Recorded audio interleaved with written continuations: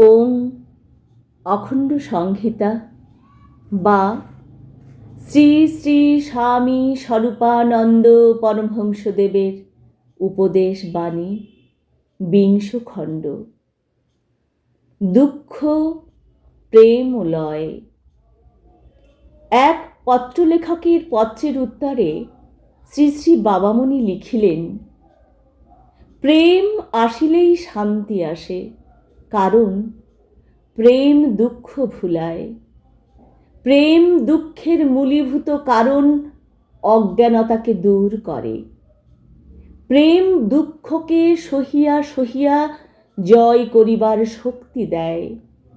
প্রেম পার্থিব জীবনের প্রতিটি পদক্ষেপ ও অভিজ্ঞতাকে অপার্থিব অগ্রগতির সহায়তা করে। একান্তভাবে প্রেমাশ্রয়ী হও।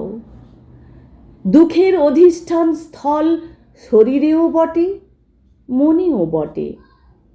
তাহার প্রকৃত জন্মভূমি অজ্ঞানতায়। পরমেশ্বর তাহার নামের প্রজ্জ্বল মহিমায় অন্ধের নয়নে জ্ঞানীর আলো ফুটাইয়া তোলেন। তাই সাধকেরা সর্বাবস্থায় নামাশ্রয়ী হন। মঙ্গলময় নামে মন রাখিলে তাহাতেই শান্তি আসিবে। সংসারকে নামময় করো, তাতেই সংসার প্রেমময় হইবে। তাহা হইলেই দেহে মনে প্রাণে সংসারে এবং সর্বত্র শান্তি পাইবে।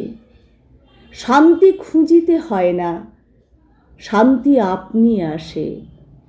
প্রেমে প্রাণ পূর্ণ হইলেই শান্তি আসে না।